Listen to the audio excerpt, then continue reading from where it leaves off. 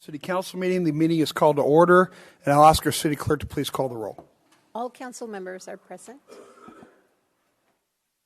Thank you. Would you please stand for the Pledge of Allegiance, to be followed by a brief moment of silence? I pledge allegiance to the flag of the United States of America and to the republic for which it stands, one nation, under God, indivisible, with liberty and justice for all.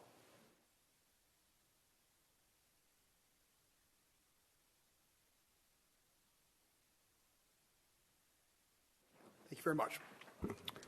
Okay.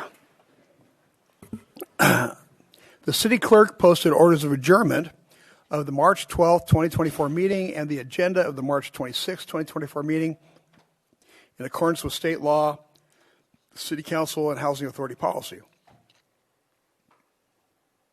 We have one presentation on today's agenda, and I'd like to invite Recreation Supervisor Mark Rosblock, to tell us about April Fool's Day. Ross? Your name caught me there. Rosblock, kind of like Affleck.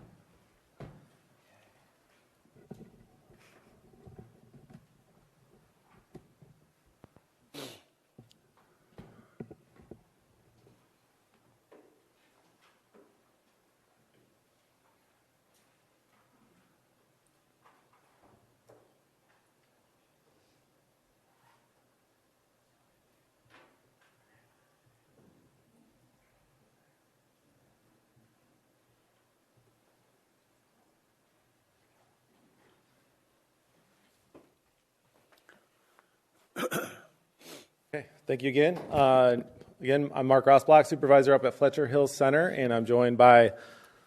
I'm Brenna Seabach. I'm the assistant head guard at Fletcher Hills Center. Oh, whoops.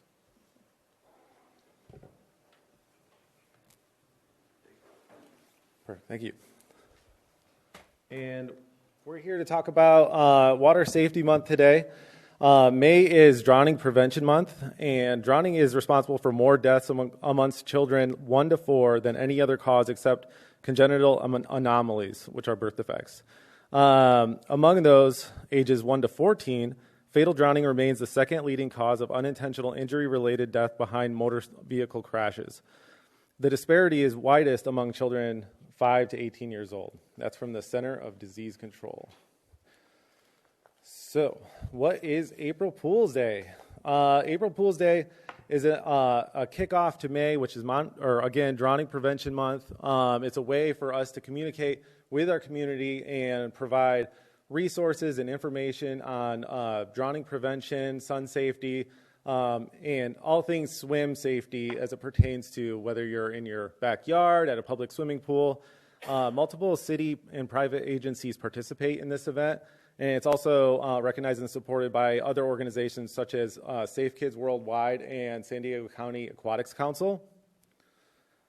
Oh, thank you. So we're going to be hosting our April Fool's Day on Friday, April 19th from 4 to 6 p.m.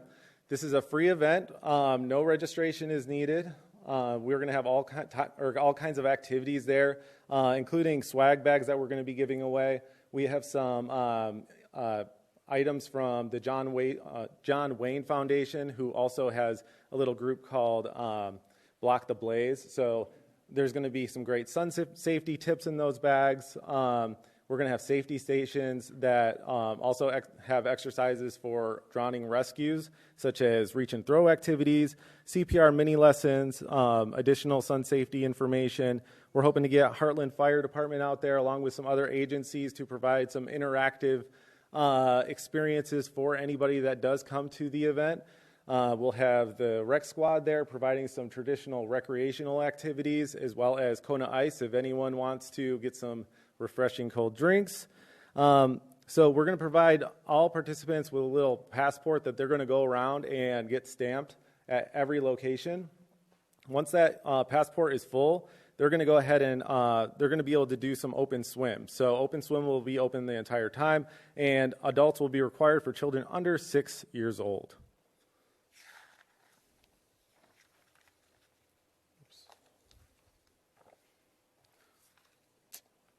So City of El Cajon's contribution to drowning prevention, we actually offer 188 registered activities between April and October 2023, and that included 1,991 participants. Of those classes, they consisted of 1 junior lifeguard class, 16 parent-taught classes, which are for 6-month to 3-year-olds. We had 55 group lessons for ages 6+. We had 46 preschool or tiny tot lessons. We had 56 private and semi-private lessons, 6 swim team sessions, 8 water aerobic sessions for adults, and we actually were at the tail end of our Dollar Days initiative, so we actually had some additional numbers that came in from Camp Cajon and Johnson Elementary, which was up to a little over 200 extra participants. So what does drowning look like? In order for us to understand what drowning look like, we want to understand the different stages of drowning. There's 3 different stages of drowning. The first one is a distressed victim.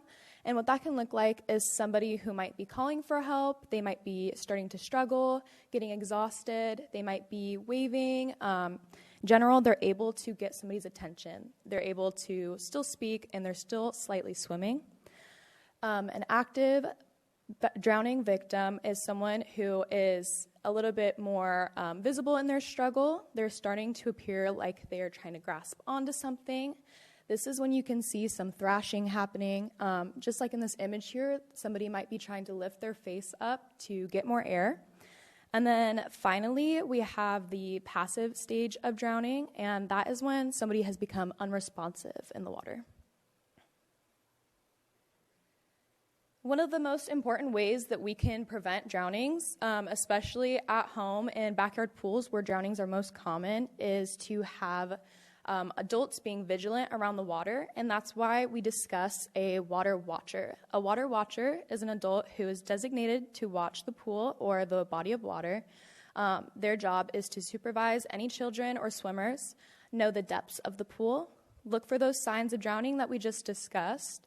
A water watcher will want to remain free of distractions such as cell phones, food, drinks, or beverages, and they want to be able to take breaks, so working on shifts like a lifeguard might, and that will help you remain vigilant and hold your stamina to watch the pool.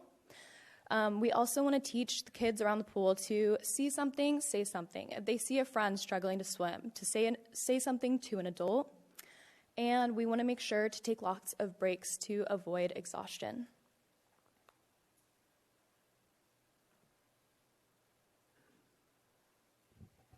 And that concludes our presentation. We're also going to be having a social media campaign for Drowning Prevention Month, so keep an eye on that. Staff have put together some amazing videos just to help educate our community on ways that we can be safe around the pool.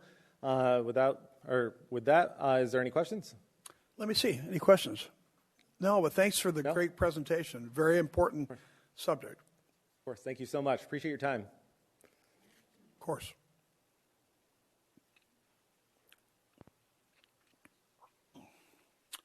All right, that brings us to agenda changes. Staff, do you have any agenda changes? Mr. Mayor, we have no changes to the agenda. About council members? No. That brings us to consent items. Consent items are routine matters enacted by one motion according to the recommendation listed below. With the concurrence of the City Council, a council member or person in attendance may request discussion of a consent item at this time.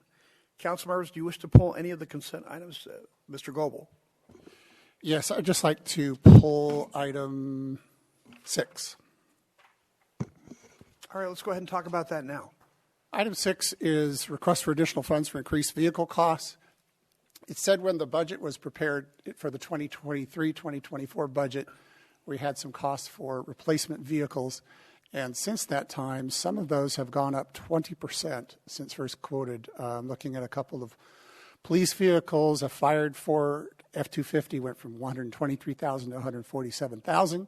My comment is that's such a significant jump that as we look over the useful life of a vehicle, it may make sense to retire it a year early to avoid a big increase like this if this is going to happen again.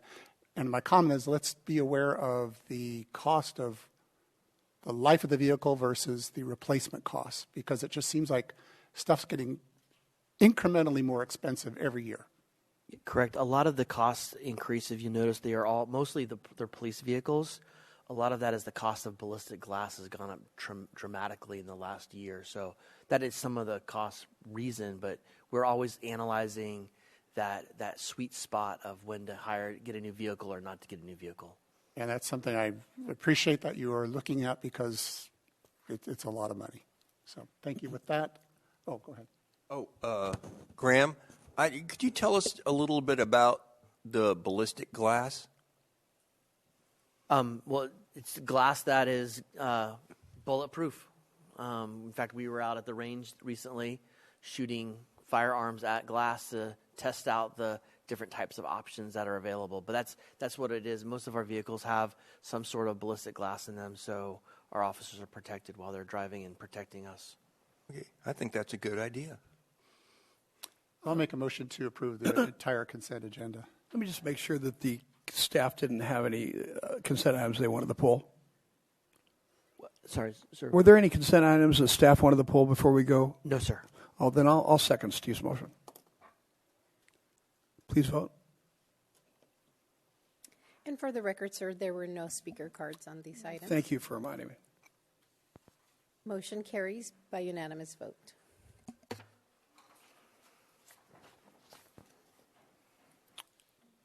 We're at public comment now. At this time, any person may address a matter within the jurisdiction of the City Council, Housing Authority, successor agency to the El Cajon Redevelopment Agency that is not on the agenda. Comments relating to items on today's agenda are to be taken at the time the item is heard. State law prohibits discussion or action on items not on the agenda. However, City Council and Housing Authority members may briefly respond to statements or questions. An item may be placed on a future agenda. Angela, do we have any speaker cards for public comment? Yes, sir, we have one. Brenda Hammond.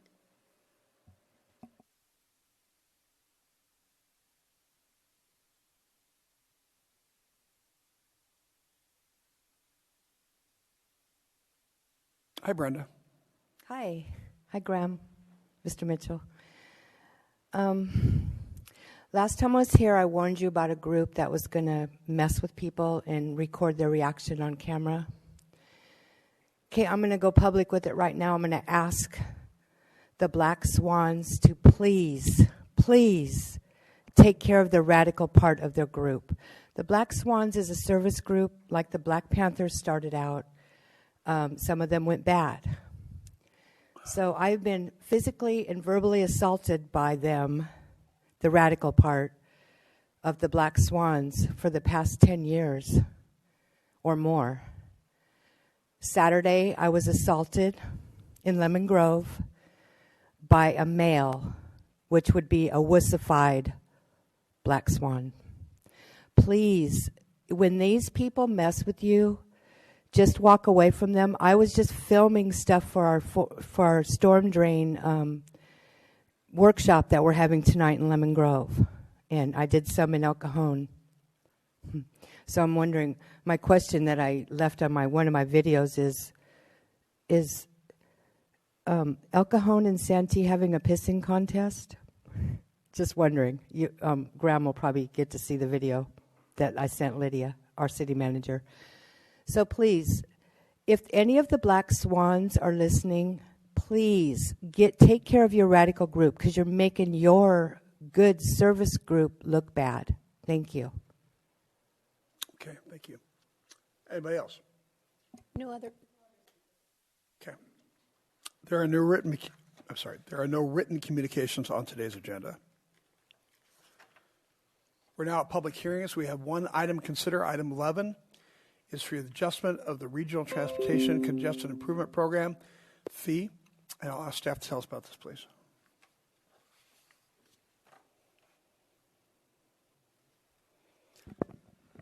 Hello. Good afternoon, Mayor and council members.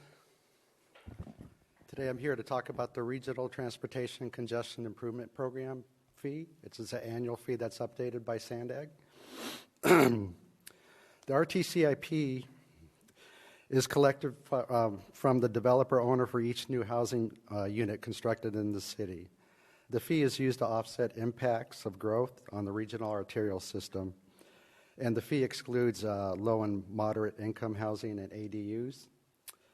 And the fees are collected, like I said, by new single-family dwelling units, and to date, we have collected since 2008 over $955,000 or an average of $59,000 per year to address our street improvements or address any traffic signal projects on our regional arterial system. So next slide. This slide just shows all our streets. There's 14 arterials on the regional arterial system identified by SANDAG, and there's a regional arterial system. Every jurisdiction has one, and they apply their fees to their respective cities. Next slide. SANDAG is required to adjust the fee on July 1st of each year based on the latest construction cost index for Southern California. The CCI is based on changes in 4 areas: lumber, concrete, structural steel, and labor. This year, SANDAG Board of Directors increased the fee by 4.9% due to these rising costs. So over the period from 2009 to date, we've only increased the fee above 2% 2 times, and this is the 3rd time. So this fee increase is was approved by 4.9%. Next slide. And the proposed fee is $2,875, or an increase of $133.09 from the current fee amount of $2,741.97 for each newly constructed dwelling unit in the city. So over the past 2 years, construction costs have increased over 13% between fiscal year 21 and fiscal year 23. So we're requesting to adopt the resolution approving this adjustment to the RTCIP to the new amount for each newly constructed residential unit in the city of El Cajon. That concludes my report, and I can respond to any questions. Let me see if there's any questions for you, Michelle. Thank you, Mario. Good report. Question, how is the amount figured out? So if you go back to the last slide, next slide. The city of the Engineering News Record, which is a publication out of Los Angeles, they track construction cost indexes, and every year they publish what the increase or decreases are due to construction, and they reach out to the Associated General Contractors of America, so that's how they get their costs. Okay, and are the amounts charged to each? Are the amounts in each city the same? Yes. So countywide. if you went to La Jolla, it would still be $28.75. If you went to Lemon Grove, Santee, same thing. Yes. Okay, and that's for each individual single-family residence or business. No, just single-family dwelling. Yeah. So if a developer comes in and he builds 10, 15 single-family homes in, say, a new subdivision, he would pay $28.75 per Correct. building. Correct. Okay. Go back to the regional arterial line.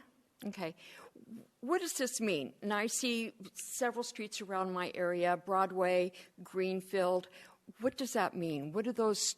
So these streets tie into the actual the regional arterial system. So they reach like for instance, Chase Avenue would go into the county of San Diego, which goes to State Route 54, and then that just contributes to their whole overall regional arterial system in the county. Okay. Yeah. So like Greenfield goes from one end of the city to the 8. To to the Okay. county, yeah. Perfect. Let's see. That's all I have. Thank you. Thank you. Anybody else? All right, thanks very much. Thank you. Angela, we have any speaker cards for this item? No speaker cards, sir. All right. Actually, I have to close the public hearing now. I make a motion to close the public hearing. Second. Please vote. Motion carries by unanimous vote. All right. Any more discussion, or would somebody like to make a motion? I'll do both. This is really a very small development impact fee that we don't, as a city, require. I believe our city is the only city in the county that does not charge a development impact fee for ourselves. In other cities, that fee can range from $30,000 to $40,000 per unit. So we keep this intentionally low to encourage development in our city, and we'll have a report later on how much growth has been built in the past city. So it's a great incentive to keep this number low, is to invite new development. So with that, I'll make a motion to approve the staff recommendation. Second. Please vote. Motion carries by unanimous vote. We have 3 administrative reports on today's agenda. Item 12 is the 2023 General Plan Annual Report, and I'll ask our staff to introduce this item, please. Hi, Tony. Hello, Mayor.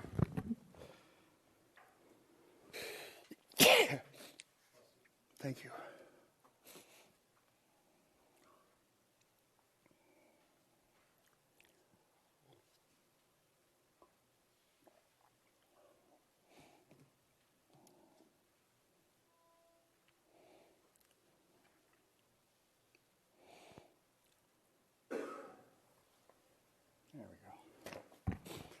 Thank you.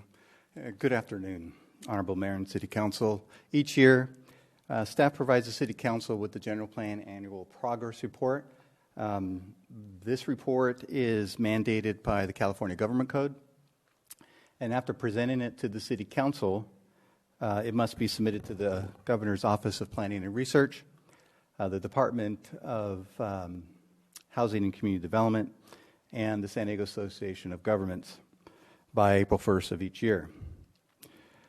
And as you know, the annual report references progress for 2023, and all departments here at the city participate in one way or another in implementing the general plan.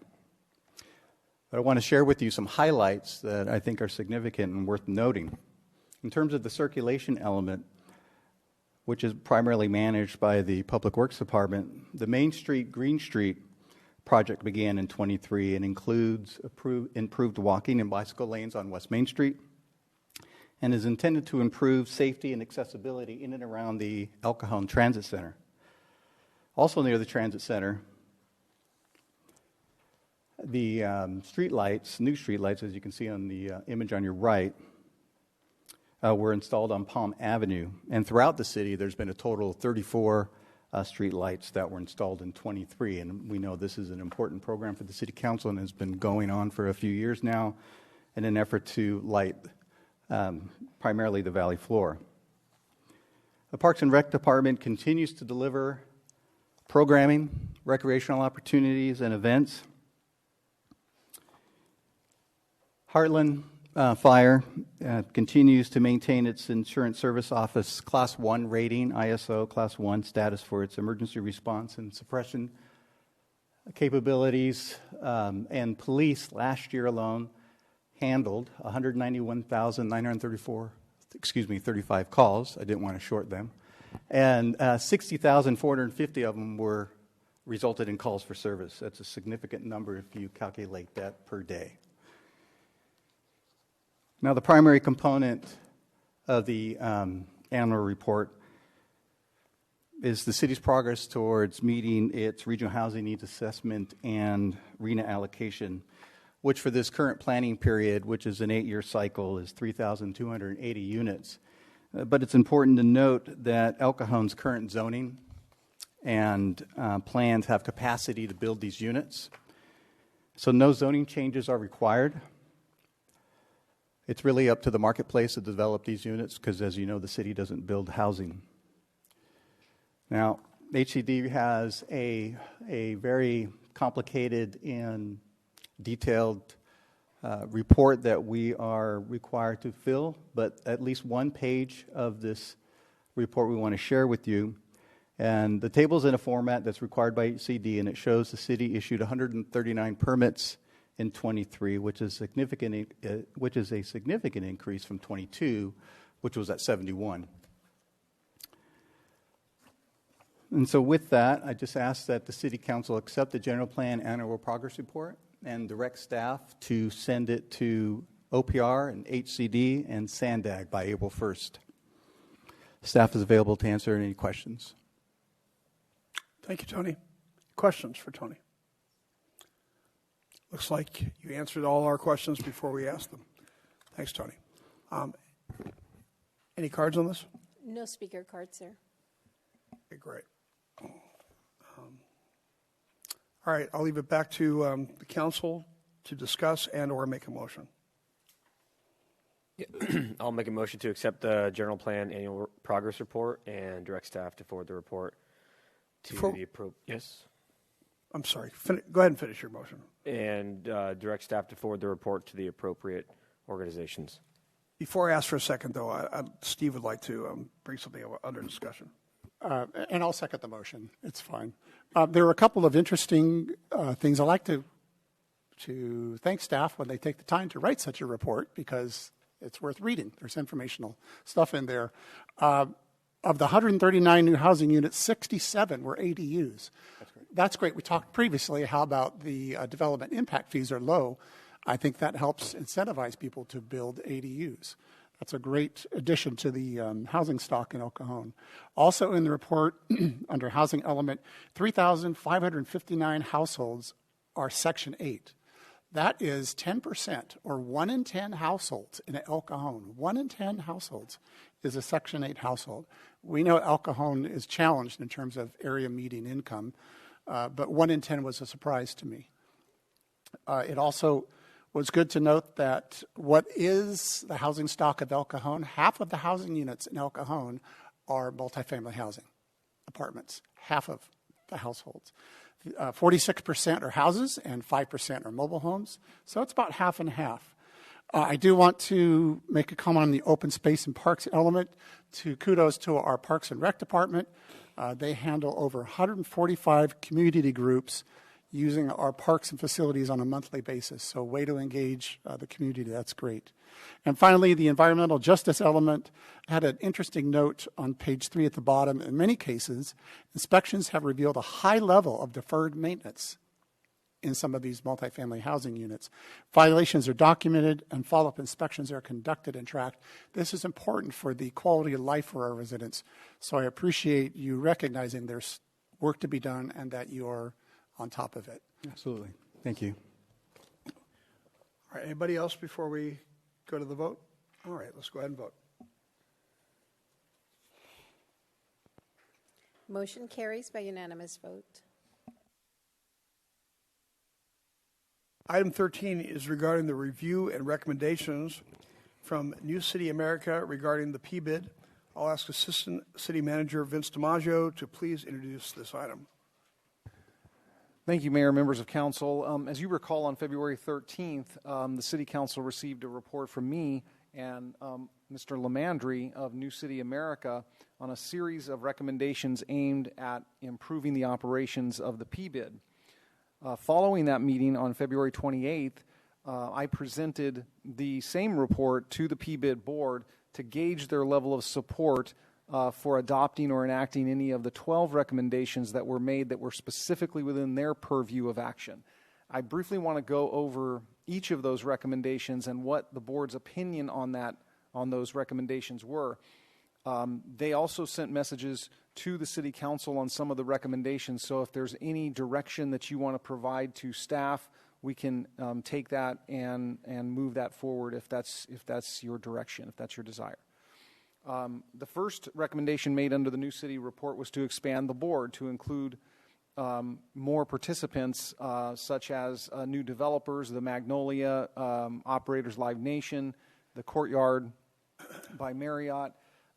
They were very receptive to this. This requires amending the current set of bylaws, and they committed to do that in the spring. So I would look forward to some bylaw amendments happening anytime, within the next several months. And that being the case, we did have the Live Nation representative, that the general manager of the Magnolia, appear at a couple of meetings and express interest in serving on the board, and that was also well received. So we do look forward to expanding the P-bid board in the near future. Number 2, work with key commercial real estate brokers to bring new restaurants to the downtown. Again, they voiced strong support for the council improving any new residential development that comes into the downtown or close proximity to the downtown, particularly on Main Street. And they did agree to periodically invite brokers to PBID meetings to gain a better understanding of the market as it pertains to commercial or restaurant type development. The third recommendation was to create a functioning and working committee system. They've implemented this already in part. They recently they have no standing committees per se, but they recently had an ad hoc committee to examine website and other means of uses of technology for marketing the PBID. So there's already a subcommittee of board members that are assigned to do that, but no standing subcommittee system. Number 4, create a hospitality task force to promote local restaurants. The board took this under advisement, but they didn't plan any future discussion on this item. However, there was unanimous agreement to encourage the city to relax zoning restrictions in the downtown in an effort to attract more bars and pubs. Now, I understand that our zoning ordinance does allow breweries with a conditional use permit, breweries with restaurants with a conditional use permit, bars specifically. I'm not aware of what the zoning requirements are on that specifically, but if the council would like me to look into that with the community development director, I'd be happy to do that. But they seem to want to view that as being a downtown activity that people can partake in after going to the Magnolia, for instance, or after going to the car show, that they may not want to go to a restaurant, a sit-down restaurant, but may just want to go for drinks. So that's something that they're encouraging the city to look at. Number 5, prioritize Art Alley as a functioning piece of downtown. The board noted that they already provide financial support to the Alley Cat Art Walk and are supportive of efforts to bring more mural art to the downtown area. Number 6, convert the Owners Association to a 501c3. As you may know, it's organized currently as a 501c6, and according to NCA, by reorganizing to a 501c3, they can pursue grant opportunities that are specifically designed for 501c3 nonprofits. There aren't many grant opportunities out there for 501c6s. The board is in favor of this. However, because of the time and expense that it takes to do this, and the various steps that they have to go through, they want to do this after recertification occurs in 2 years. So they basically said, we like this idea, we want to be competitive for grants, but we want to do this if and when we get recertified in 2026. Number 7, consider the expansion of the PBID down El Cajon Boulevard, south on Magnolia Avenue, and east on Main Street. The board again expressed openness for this, but again felt that it should be examined after recertification. They don't want to pursue expanding the boundaries of the PBID and then have to do a recertification with those new boundaries. So they will be looking to see if there's any sort of benefit to expanding the PBID if and when they get recertified in 2026. Number 8, hire staff, namely an executive director or contracted management to run the day-to-day operations of the PBID. This is something that staff has been encouraging both the city manager and I in our meetings with the PBID board members.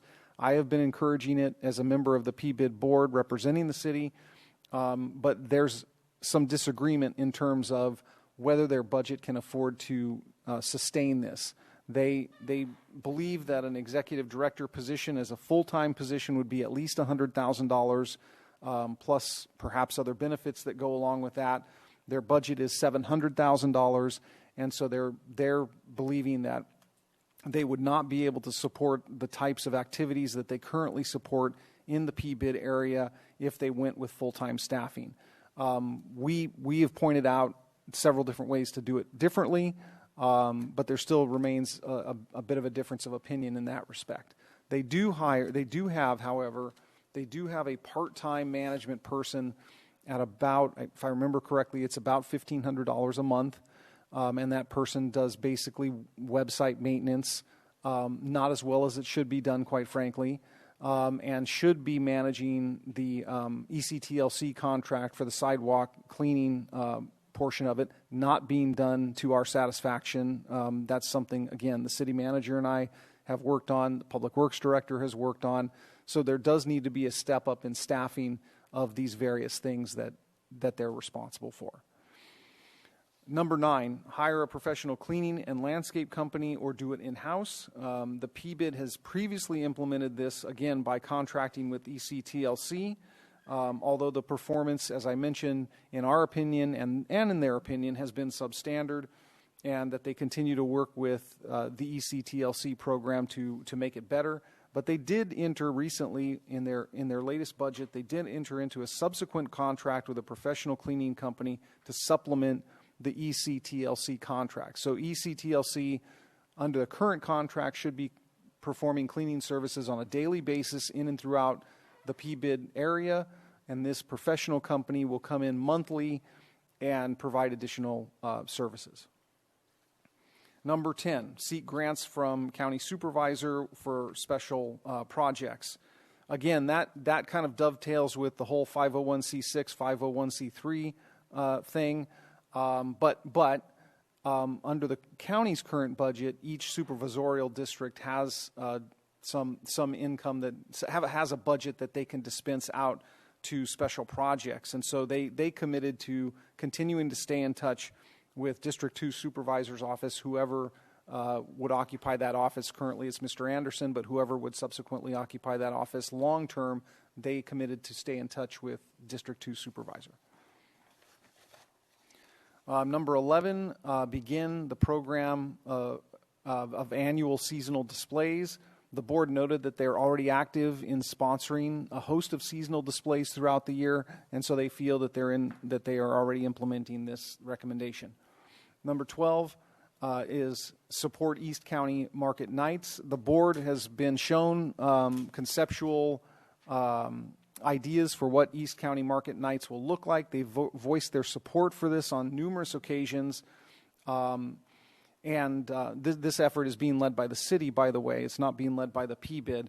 And the city will likely ask the PBID to financially contribute to this. So the board will need to examine whether such support can be accommodated in their budget, because they are very much in support of the concept. So in summary, there are a number of recommendations that were already being implemented prior to the preparation of the NCA report. The board also expressed a willingness to implement, or at the very least examine, a number of other recommendations, but felt that achieving recertification in 2026 was the natural prerequisite before moving forward on several of those. So that concludes my report, and I'll be happy to answer any questions from council. Questions, Michelle? Thanks, Vince. Okay, this is kind of like all over the place. And it seems like, yes, we'll look at it, but it wouldn't have been brought up if we were completely satisfied with what's going on. And so my concern is like, oh, well, we'll look at it. Well, in 2 years, we might have a different council. You might have different restaurants. If they would expand their boundaries, you have more money coming in and more business. They're reluctant to do that. As far as zoning for bars, I was at OB and went to the OB Noodle House. I wanted to just take that business and drop it right here in El Cajon.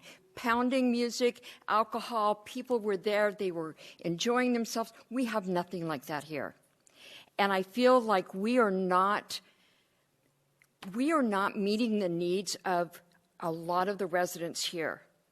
Now, most of us here are probably, we want to stay home and kick back and watch movies and not go anywhere.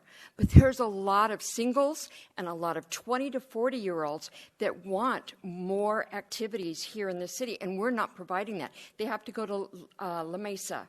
La Mesa has got a lot of restaurants and bars too. And it's not all about bars, but let's face it, it's a fun time. And maybe you haven't done that, but I know when I was in that age, that was my thing to do. We need more of that. We need more places like OB Noodle House, sushi places. We don't have any of that. Everybody has to go out of town. And we complain about not having sales tax revenue coming in, but if we're not providing stores, if we're not providing businesses, and we're not providing entertainment in our city, they're going to go someplace else. So that's something that we need to kind of maybe push on. Zoning, expanding boundaries. Then, let's see, their part-time person. I think their part-time person should be someone totally separate and not working for the building that they are in. That should be a totally separate person so that, yes, they work 4 hours a day or whatever their hours are, but it should be just for them, not sitting there and maybe logging time in, and they're doing, an hour here for the building and then maybe an hour and a half for the P-bed. And then maybe later on they'll do another hour and a half. I've done that type of work before in a sense of where you have to log your time for whatever department you're working for. If I work for this director, it was this. And if I work for that director, it was that code. I think this needs to be totally for the P-bed and not be pulled in different directions. And I think that needs to be separate. And we might be able to find someone for the same amount of money that this person is getting paid, but at least they're dedicated to what they are there for. And let's see. Is it necessary to wait for recertification to be able to convert to the 501c3? It's not necessary to do that, no. And why would we need to wait? What is their reluctance in waiting?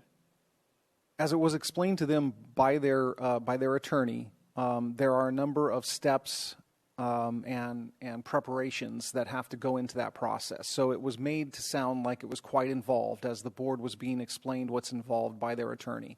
So, and so they felt that it would be better to wait until recertification before they take on those steps and the expense of those steps, which would probably be farmed out to their attorney. And how do you feel about that? Well, let me jump in on that. So it's my understanding that we the city council, or you, the city council, are the ones that will direct whether the recertification occurs or not. It's not something that happens outside of this body, because you're the ones that present the ordinance and the language of the ordinance that will be presented to the property owner. So I'm not quite sure how much authority they have over that portion. I would probably recommend, it wouldn't make sense to recertify under the current model and then go back a year later or 2 years later and recertify when you already have something, when you're already going out for the vote. The other concern that I would have, at least, and we've expressed this at the staff level, is under the new recertification, the goal will be to bring revenue in through assessments on residential that's being developed. Right now, the current model does not allow us to attract that kind of revenue. There's a lot of new development happening today. And if we wait 2 years and then wait another year after that, there could be hundreds of units that won't be on that assessment roll. So it'd be better to get those on the rolls now before they're already developed. So those are some staff thoughts. And I think what I would recommend is that we probably get through Measure J if we're going to put that on the ballot in November, and then start thinking about the renewal of that as the next step. Okay, and I respect that. My question would be, there are organizations becoming 501c3 organizations all the time. It can't be that difficult. And I think that it just seems like they're dragging their feet because this is something new. And I understand that. And what we're asking them, or what the recommendations from Mr. Lamandry's presentation, yes, it's really hard. When you've been doing this for a long time, it's really hard to take that, to not take it as criticism. But in the end, if we were to take his recommendations and implement a lot of them, and with full commitment to it, it will be even better. And it might make their job even easier, especially if you expand the board. You don't have a few, 4 or 5 people on the board trying to do all this work. Now you've expanded it. You've got more businesses involved. Yeah, you're going to have more opinions, but it's going to be better for the city. And isn't that our goal, is to have more restaurants and more entertainment and just more to our downtown than what we currently have? No, Ms. Mitchell, I agree with you. And my observation over the last 2 or 3 years that I've sat on the board as the city representative, look, I agree that they have become very complacent, that they're very comfortable, but also in their defense, I would say that they are the only ones that are stepping up to volunteer. There's very low involvement. And I think you and I were at their annual meeting together, and we saw, how many people did we see there? Maybe 10. So there's very low involvement, unfortunately, in the PBID designated area for people to step up and want to take those spots on the board. They're trying to get more and more people on the board that want to participate. And then over time, if it's just the same people, those same people get very accustomed to doing things the way they've always done them. Mm-hmm. And the things that you brought up, for example, staff should be separate from the PBID. You're absolutely right. And those are things that they were talking about in their last board meeting that, again, staff still wants to address with them and will be addressing with them in upcoming meetings. All right. Well, that's all I had. Thank you. Go ahead, Steve. The issue about new residences not being included in the PBID fee structure, is that a difficult thing to implement? And the reason why I'm asking that question is in essentially a fee on a residential structure is like a homeowners association fee. And it's a bummer if you move into a place, you know what the rent is, and then a year later you find out, oh, you just got tacked on with the $75 homeowners association fee.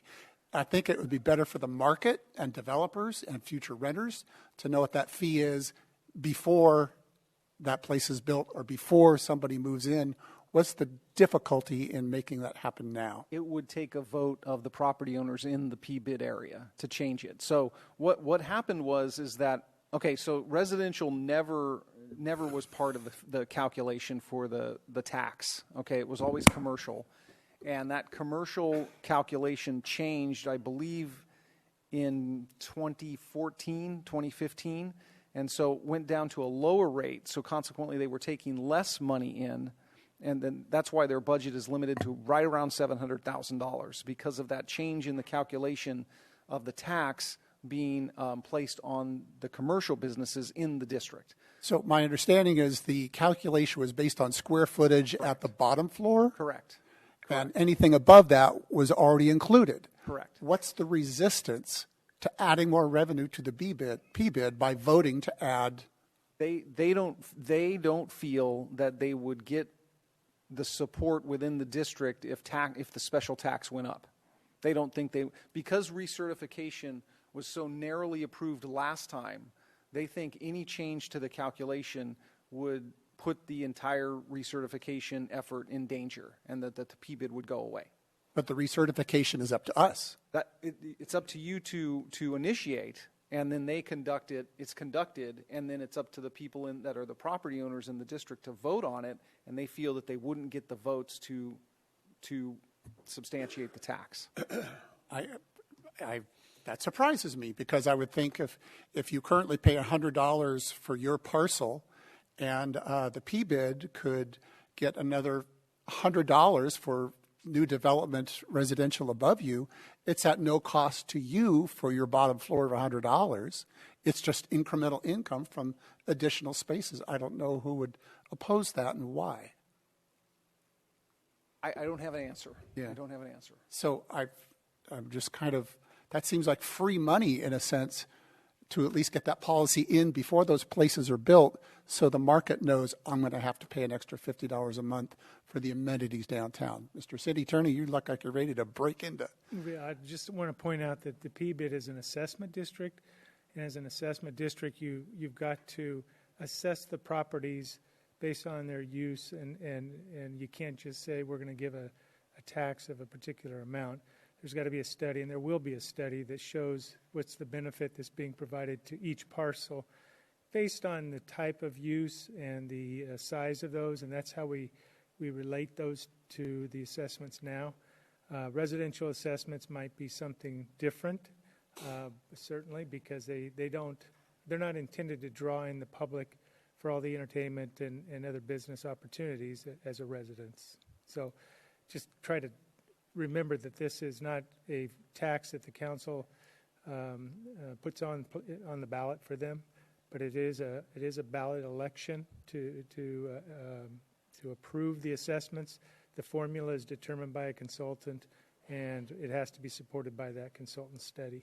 I get that. If I'm a commercial business at the bottom floor, I benefit by trash pickup and power washing sidewalks. I benefit by extra traffic coming downtown from concerts and car shows. If I'm a resident, I benefit by the very same things. So I think it's worth pursuing to the extent that we can pursue and press on that one, perhaps. Question for Morgan. Now, if we were to have this vote of the property owners, if after the parcel has been cut to individual parcels for sale and they sell, those residents would vote on it, right? Well, if the assessment's in place, and I can't think of where we might have a subdivision, so to speak, with a creation of a second parcel out of a first one in this district, but if there was a situation like that, there would still be the obligation for them to pay the assessment. There might be a way under the study to reassess them, revalue that, just like the tax collector would in the county, reassess the property based on the improvements and the change in use.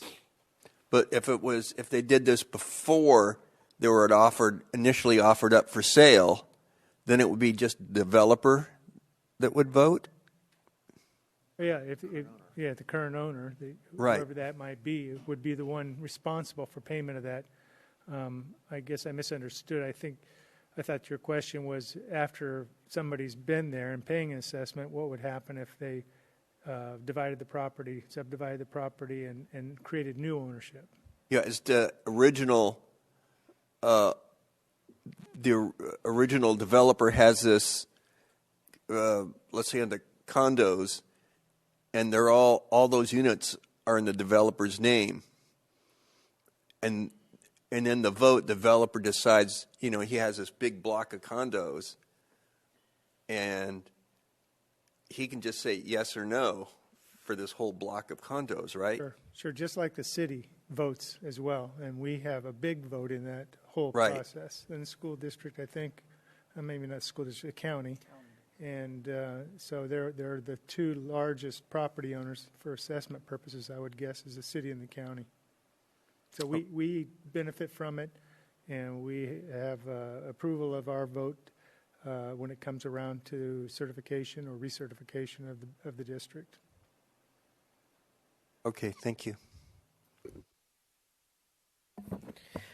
Thanks, Vince. I appreciate you bringing back the board's opinions on this topic. And I can't speak for the rest of the council, but I am very eager to see how the PBID board implements and responds to these recommendations. I think, at least for me, and I know the rest of the council agrees, that we're very excited to see a bustling, vibrant downtown full of activity, and we almost feel like it's long overdue. And hiring Mr. Lamandry's services was, I think, from the city's perspective, to cast a vision as to what are we missing, what can be done, how can we improve. And I think that's a little inverted in that, the PBID should be somewhat casting the vision of how do we improve. Let's go look at other areas, and so I think there's an inverse role there where the city should be casting vision. We want to see downtown exceptional and improved, and you tell us what regulations we can remove to do that, or how we can be a partner to do that. And I think there's the frustration saying, we're the ones driving what should be changed, when in reality we're looking to the experts at the PBID to say, how should this be changed? And I want to see the PBID board hungry. I want to see them active. I want to see goals for them to implement some of these things that they've committed to, like a hospitality task force, like inviting brokers.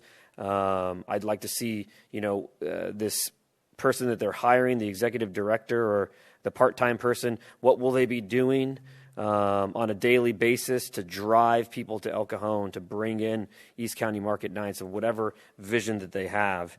And so all that to say, to your comment, Vince, about it's an all-volunteer board, we ran into this issue at the Chamber of Commerce, where when I was on the board of the Chamber of Commerce, the Chamber, all of its events and duties were very heavily volunteer-based. All of the committees, all of the events were executed not by staff at the Chamber, but by volunteers who were also business owners. And now that has flipped to where the business owners don't have time. They're running their businesses. It's getting harder and harder to run businesses in California. So it's more difficult for them to volunteer their time to the Chamber. So the Chamber had to pivot and bring on staff to execute their vision and goals that the board would set forth. I have a feeling that might be happening here at PBID, where it's getting harder and harder in California to run a business and manage your properties. And there just might not be enough time in the day or the week or the month for these business owners to be able to execute what these recommendations are. And so all that to say, I would love to personally watch closely how they react. But, we might just be looking at a situation that the Chamber's facing, and a lot of chambers are facing, where business owners are just having a very difficult time managing everything. And so that would be my feedback to them, that we're very excited to see how they perform with this, but maybe take a realistic view of what you can actually get done. I think what I would add to that is that because of Mr. Lamandry's report, and because we're presenting it to you now with kind of identifying what those recommendations are and what their quote-unquote willingness is to implement some of them, it allows the staff who sits on that board on their regular meetings to both monitor and push and say, look, City Council considered this. City Council heard the report. City Council received a report on what you thought of her recommendations. This is where you should be going. And I think that we're clearly getting some direction in that respect right now. We'll clearly be representing what we've heard today to the PBID board in the regular board meetings. But I also agree. I was going to say, I'm also trying to be sympathetic to them somewhat, because I've seen from my involvement that they're scared of the unknown, right? There's some fear of the unknown. There's some comfort in doing things the way we've always done it. And I think they need to be brought along and say, you need to hire somebody who knows how to do this. If you don't have time to do this, you need to go out. And I think they need to start communicating to the other people that are not necessarily on Main Street that there's actually benefit to be had by being in the PBID, and there's a vision underway, and that they're working hard to accomplish that vision. Right now, it's like they're really just with their car shows and their restaurants, and they really have done nothing to capitalize on the fact that the Magnolia is incredibly successful, and they should be capitalizing on that. And I know that the owner of Downtown Cafe, for instance, who has 2 restaurants in the area and also sits on the board, he's interested in possibly a 3rd restaurant. So but he has the benefit of being involved with the board. So I think there needs to be outreach. I think that we need to be pushing some of these recommendations as the council is directing us to do so. And I think where impacts can be made with these recommendations, we should make them over a period of time. I thank you, and I appreciate you relaying the council's opinion to the board. To the business owners who have gotten comfortable, whoever it is, the board members, if you're not growing, you're dying. And as a business owner, I'm a business owner. A lot of people on this council are business owners.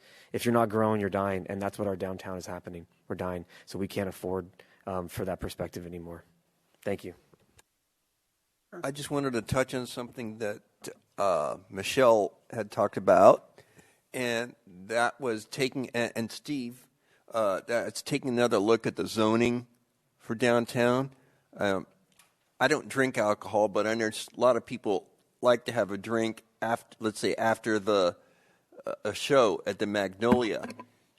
And I think our one oldest used to be called the oldest bar in El Cajon, next to Jack in the Box, the Grand. They're gone now. So maybe some other bar, and homeless people aren't going to go in and pay $5 or $6 for a drink, whatever it costs. They're just not going to do that. So I don't see it as drawing any homeless to downtown, but I think there's a market out there for that. But I think we could change the zoning to at least allow the free marketplace to analyze it, which they can do way better than we can, because they're the ones that are risking and putting their hard-earned cash, into this. So I think we need to take a hard look at that. And I've always thought that, we could have like a lighted sidewalk going from the Magnolia down to Main Street, because right now it's a little difficult to get down there, and that would be more welcoming. Well, Mr. Kendrick, what I would say is that, as you probably know, the city manager and I both live in Escondido. We're both familiar with downtown Escondido, Grand Avenue. We both frequent it. And what's there? It's bars. It's kind of hole-in-the-wall bars, quite frankly. It's kind of pubs that basically serve drinks and maybe some finger food, and you have a game on the television, on the big screen. Or it's restaurants, because anything else that's down there in nighttime that's service-oriented is closed. And it all works in harmony with each other. There's healthy competition. Nobody's putting anybody else out of business. There's different type of bars, different type of restaurants, different type of clientele, and it works really well. And there is no P-bid there. It just works. So I haven't been able to talk with the staff about that, but that's not a bad thing to emulate, looking at how Escondido's Grand Avenue is operating, because it operates better. There's tons of people down there. There's a farmer's market today. there's a car show. There's things that are happening that are bringing people that live there down there. And I think that that's something that we can emulate at least, and bring those ideas maybe to the P-bid, or bring the P-bid up there. I mean, if we have to encourage the P-bid to take a ride to Escondido one night, I'd certainly be willing to participate in that, just to get them to see how different it is. Yeah, I used to work up in the area by San Marcos, either San Marcos or Vista, where they had Restaurant Row. And you knew if at lunchtime, if you went down Restaurant Row, you would find something that you would find interesting to go in and have lunch, because there are so many different places. So it does have kind of a snowball effect when you get more and more of these restaurants and entertainment venues, which I'll call the bars, and so you can find something going on down there, and that's what I would like to see. Just one add to this. I think we need to stop rolling up our sidewalks at 8 o'clock, and we need to start keeping our downtown open, and that's kind of the bottom line. And all of that, if you have that mentality, that's going to encompass everything that we want to do, everything we want to see, everything that we want the P-bid to do. Is we need to get past the small town, roll up the sidewalks, nothing to do after 8 o'clock.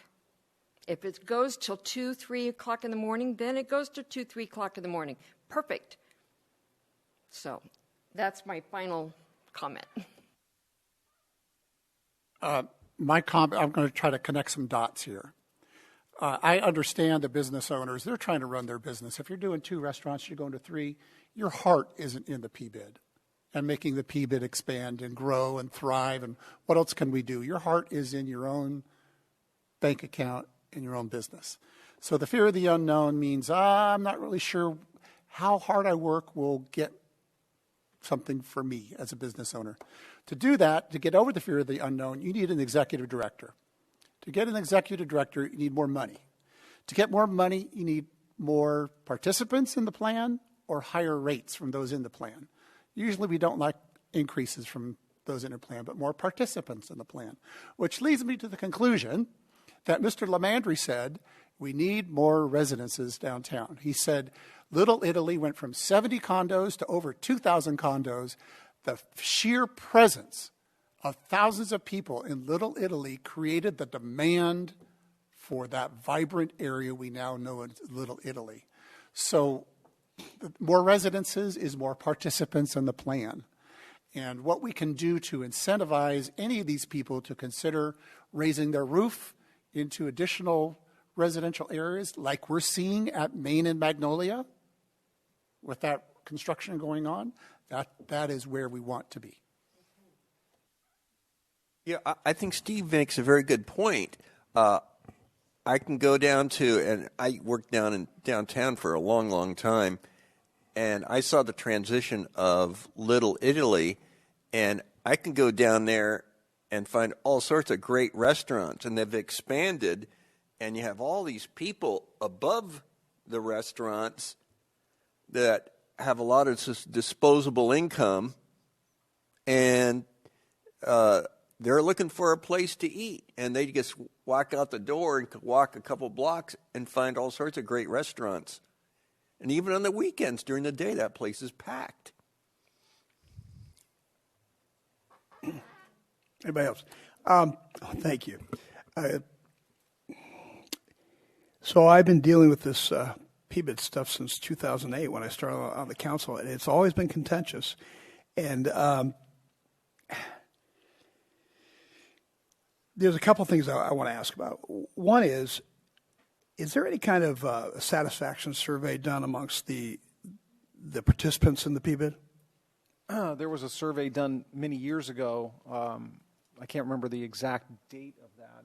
I think it went back to before 2008.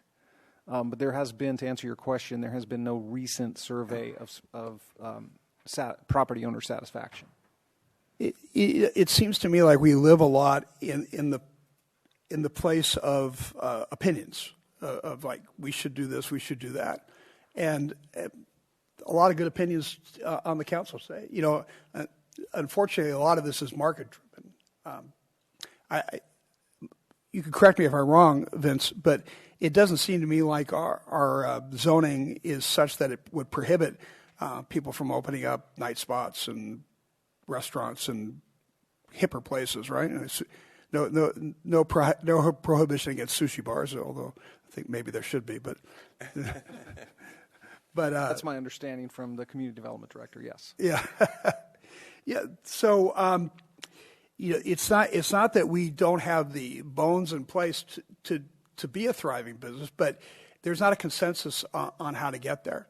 We spent some money with the mall that maybe we didn't have to spend, but we thought it was a good idea because nobody was really taking the step to go ahead and do a market study and see what could possibly be done, as opposed to a study from another PBID.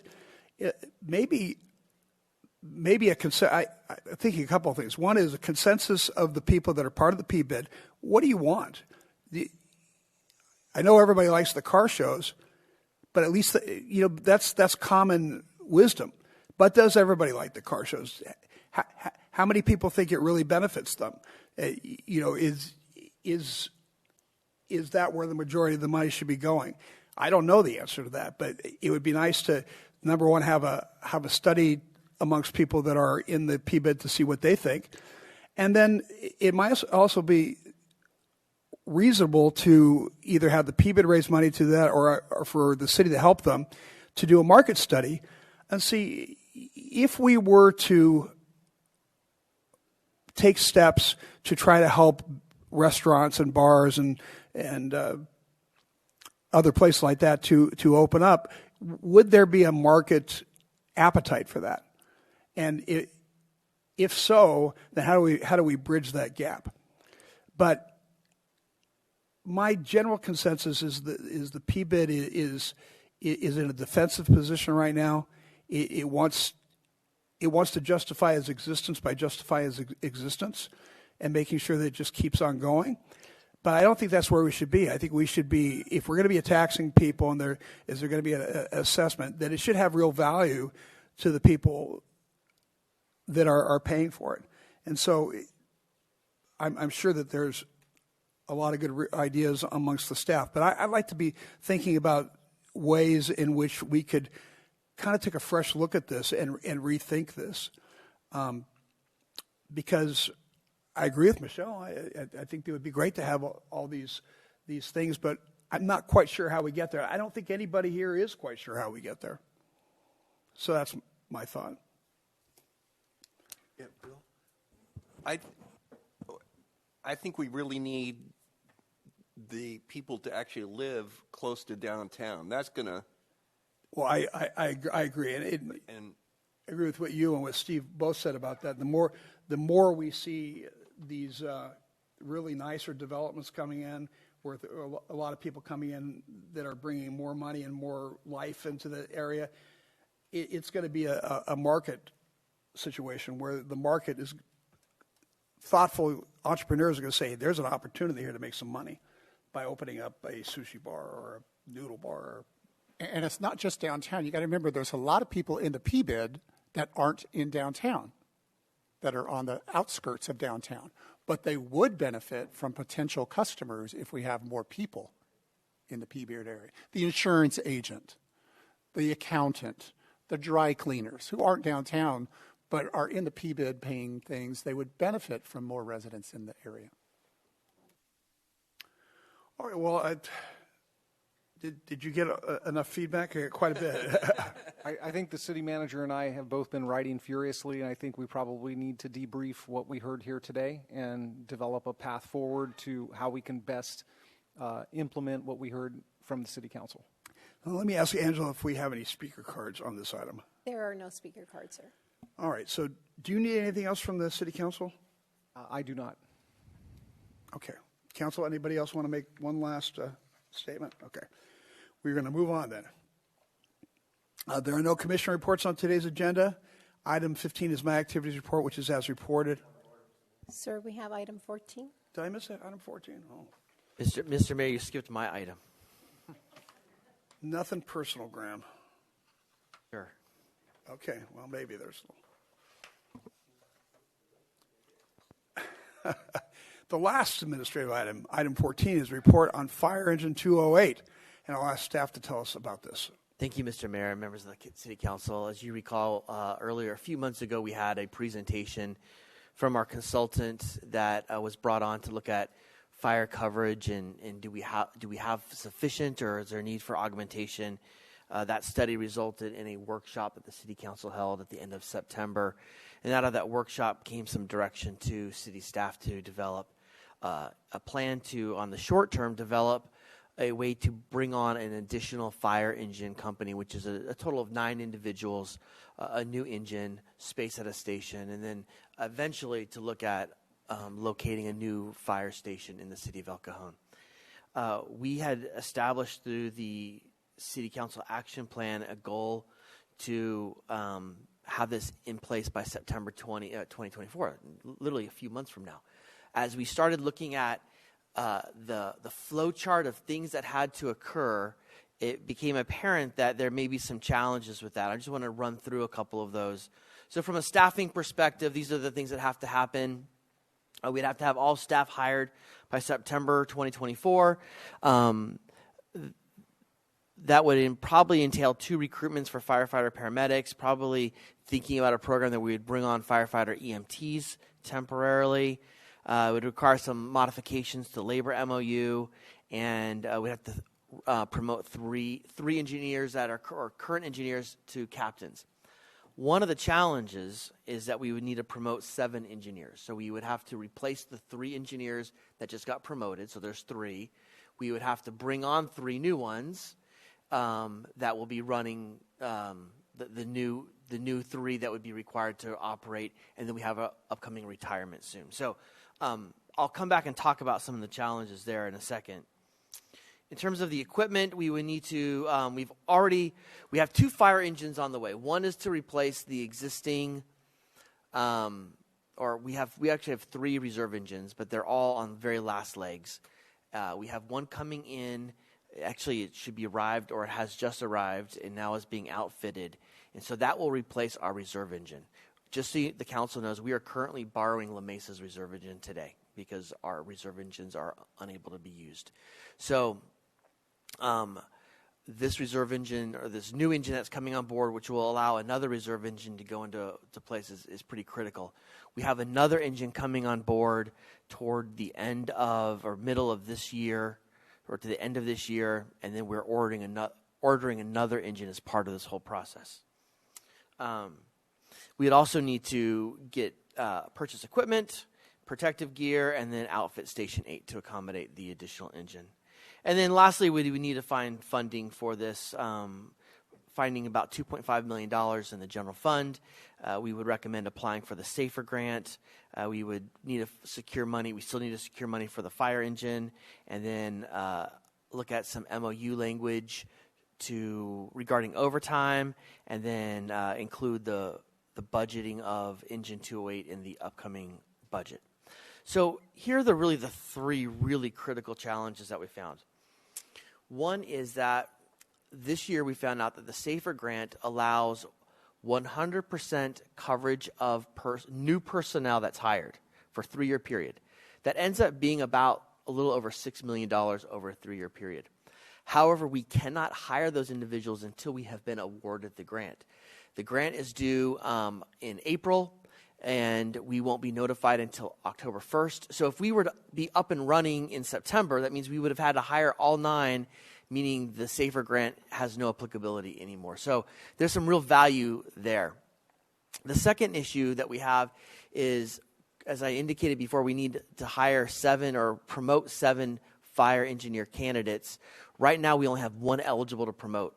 And so we have an option of trying to secure or entice lateral engineers to come over. That poses some challenges. So if we had a little bit more, I'll use the word that the council has been using lately, runway, that would allow us to get our current firefighter paramedics prepared to take the engineer's test and be ready to be engineers when we have the equipment on board. And then lastly is we really do need we need an apparatus, because if we have the staff with no apparatus, that doesn't do us much good. So what we're recommend, I'll just really quickly, these are all, I just want council to understand that we've run through, this is deep analysis, that we've run through a lot of issues, looking at when we can hold recruitments in academies, when we can hire new staff based on the SAFER grant. We've also looked at some of the funding issues, and then, I'm missing one. Oh, really quickly. Let me go to funding really fast. No, let me come back to funding. And then the equipment is really the big issue. So if we get the new engine in October, the next engine in October, and it takes us about 3 months to outfit, we're really looking at a December when that engine is ready to go. It's pretty important that we train on that new engine before we roll it out. And so in talking to city management staff, along with the fire labor group, we're thinking if we could be operational a year from now, ideally before a year from now, but sometime after January, that would probably be the most realistic. That is still, you may not seem like it to the council, but that's operating at lightning speeds. There's a lot of things that have to occur. But I think it would allow us to ensure that we have the right people on board with the right amount of training, and we're not cutting corners to get us to have an operational engine.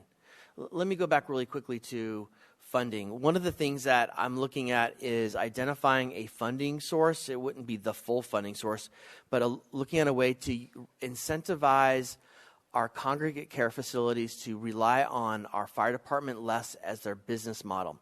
Mr. City Attorney and I have had conversations about how we cannot charge a fee on general services.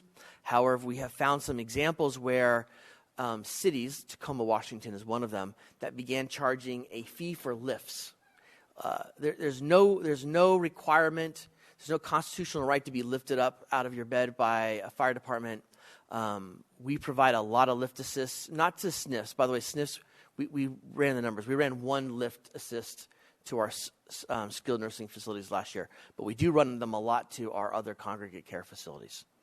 And so we think there's some opportunities there. Let me just show you some data really fast.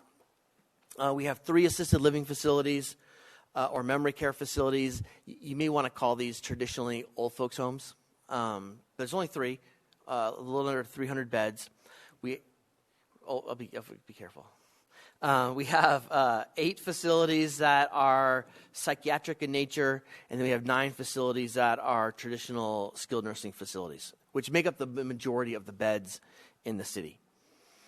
If you look at our annual calls for service, you can see that on average, we're making about 1.45 calls per bed per year.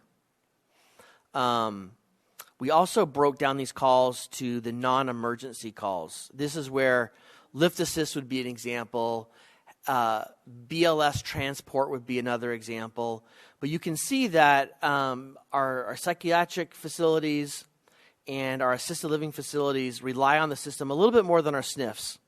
So I think there's some interesting data here. I think the conclusions are that I point out that this data does not look at our unregulated 6 to 8 bed facilities that are scattered throughout our community, which also rely heavily on the fire department, which we have no regulatory authority over.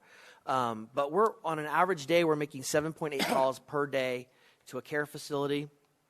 2.5 of those are for non-emergency calls. And what was interesting, of the 20 facilities, 10 of them actually reduced call volume in the last year. I want to thank our battalion chief, John Nevin. He's the one that calculated a lot of this data. But 25%, or half of them had a decline, but only by 25% on aggregate. If you look at the average increase of the other 10, it was 89%. So we've had some real abusers of our system. And so we'll be working with them one-on-one. But we think that if there was some legal fees that could be put in place, it would not only recover some of our costs that we're experiencing, but it may also price us out of their business model, and they would look for other ways to do business. I'll point out that 2 of our facilities had over a 300% increase in the use of our services this last year.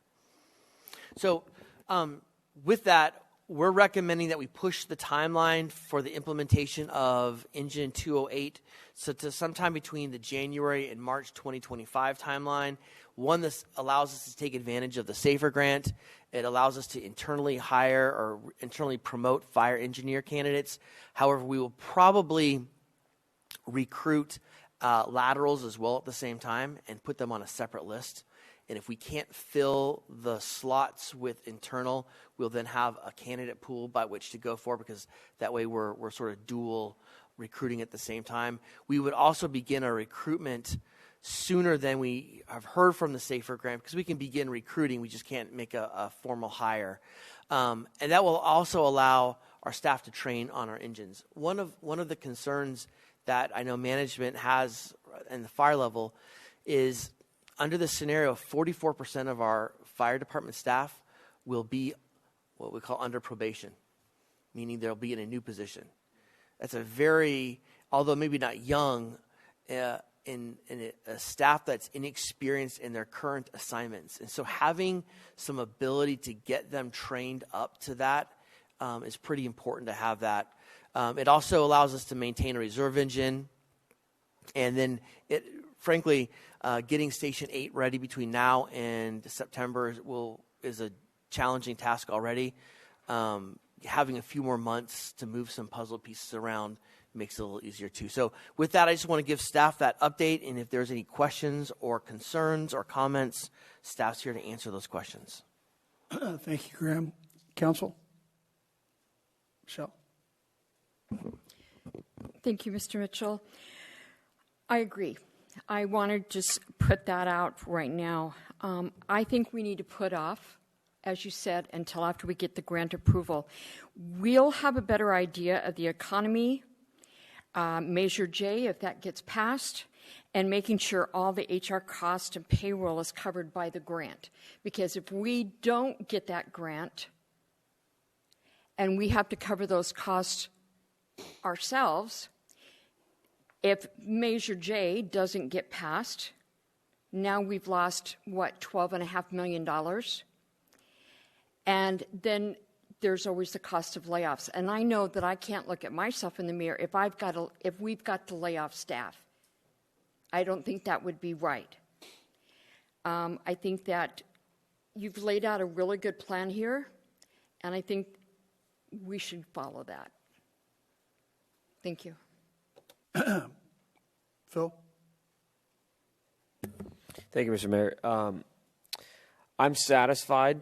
I think that you've given us a timeline, and I think it's a responsible timeline. I know that we want to make sure that we're taking care of our calls internally within our city, so we're reducing the need and to rely on other fire municipalities and districts coming into the city. We want to reduce that, and $6 million is a lot of money to pass up, and so I think between that and just the fire engineer candidate pool, I think that's more than enough reason to delay. So yeah, I'll leave it at that. Thank you. I would. I'm not sure that it's a delay because, like you say, you still have to staff up and do all this stuff, and that's going to take us till October anyway. So even if we had the money, we wouldn't be ready to go on October 1st. So it makes sense to go for the grant. Are we prohibited from any laterals from any agency, any city? Can we not seek to get candidates from other heartland cities? We can. There's no prohibition in our labor agreement to do that. I know it's a sticky point for the labor group because they would like to see opportunities to promote from within, and I think there's some benefit to that from a morale perspective. But clearly, if the candidate pool isn't there, I think we have to look at that. Otherwise, we'd be staffing those engineer positions with overtime. Yes. The probation status, I think, can be solved if we say, now is the time for you to show your initiative to seek higher position. It's go time if you want to be a future captain.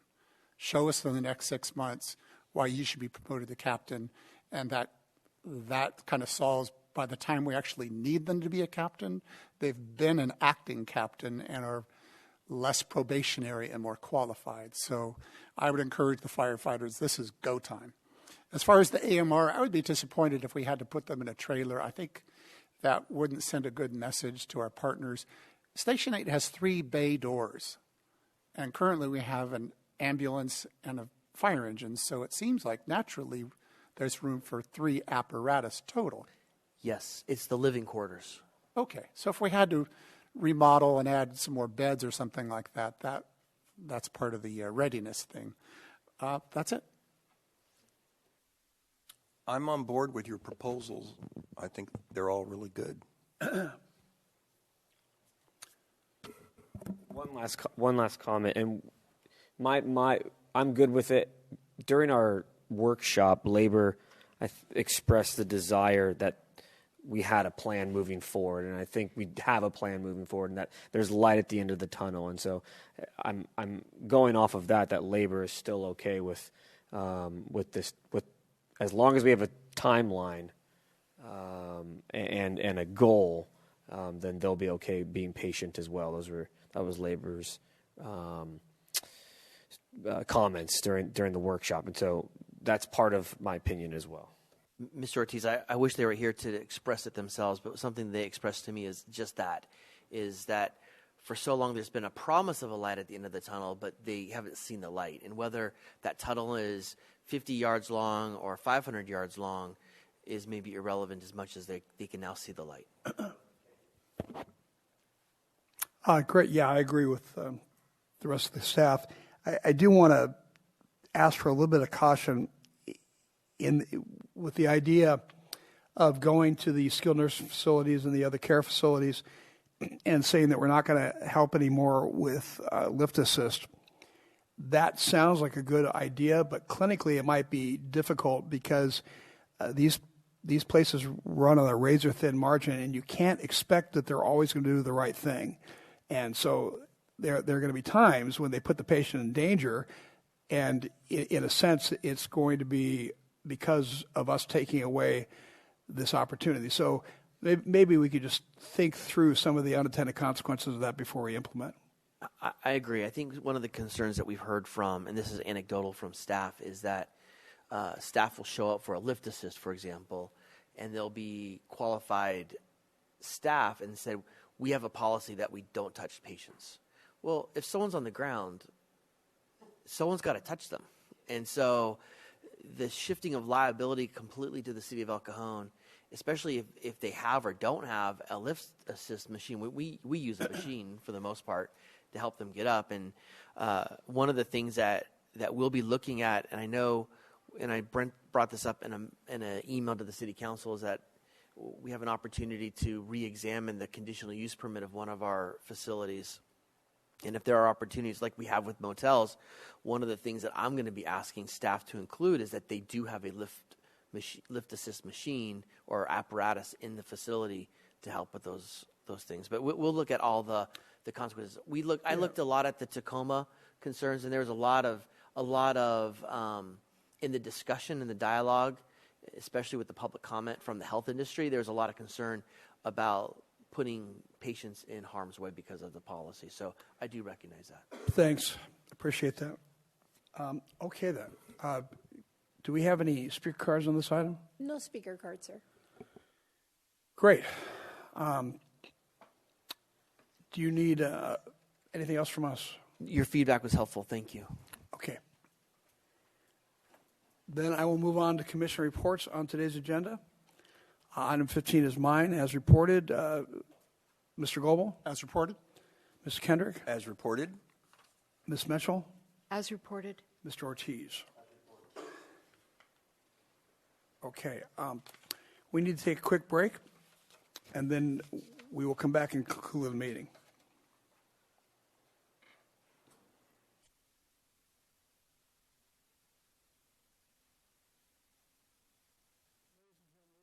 With the meeting, and just a note, Councilmember Kendrick has had to leave, and we'll continue on without him.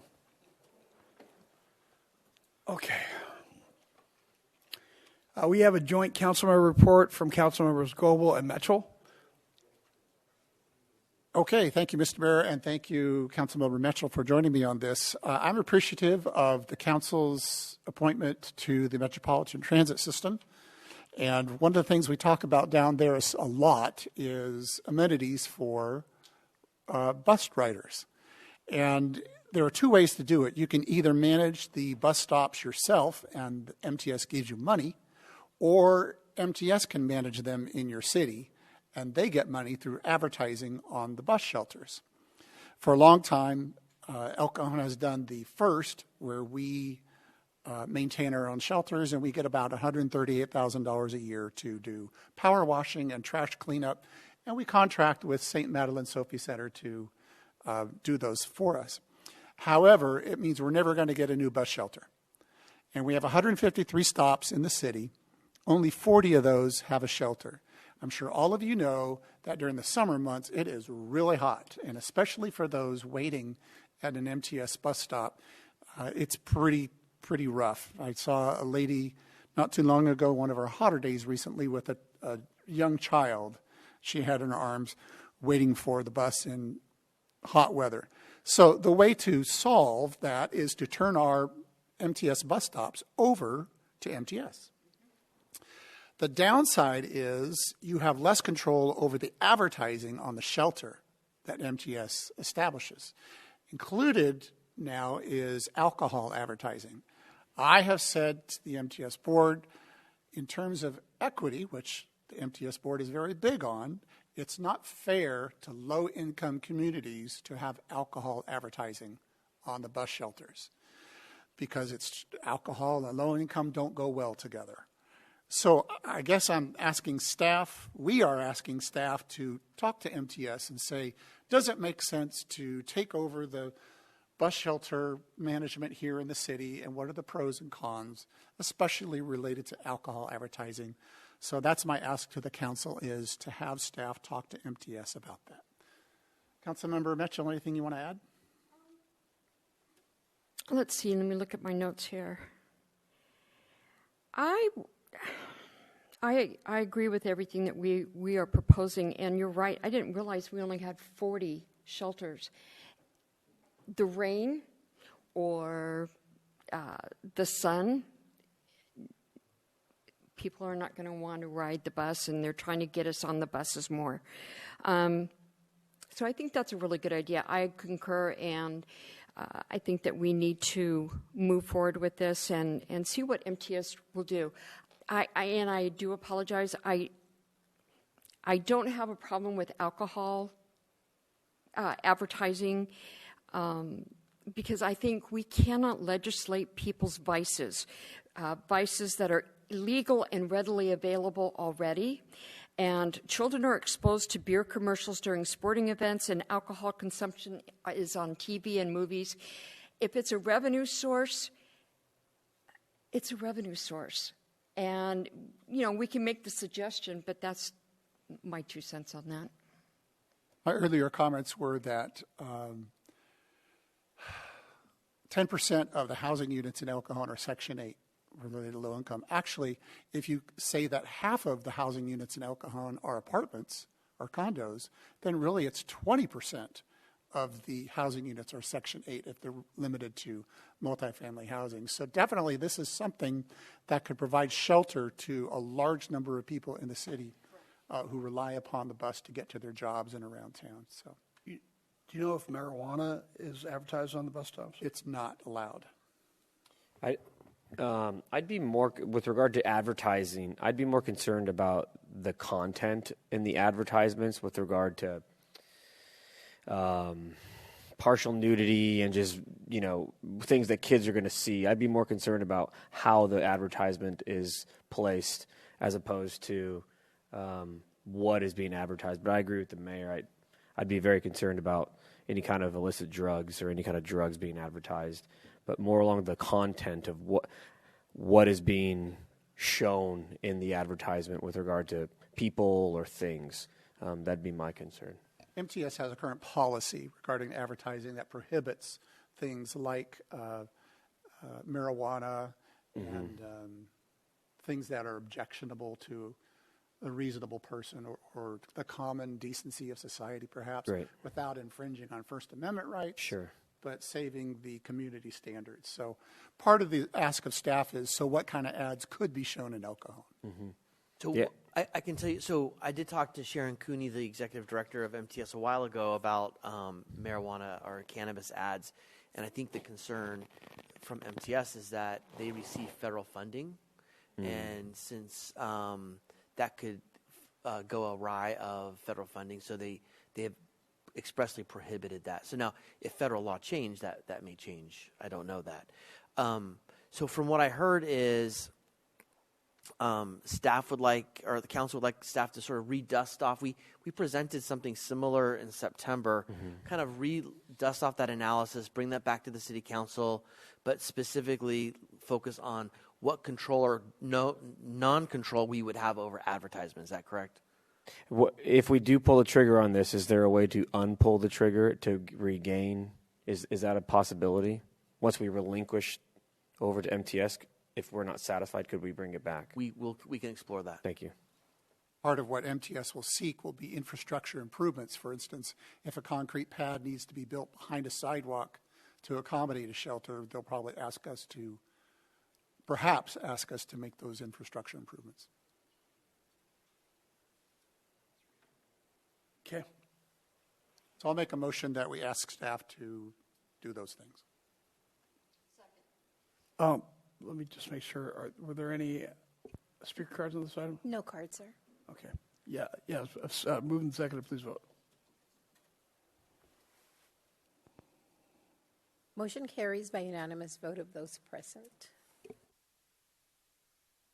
All right. There are no general information items and no first or second readings and no closed session items on today's agenda.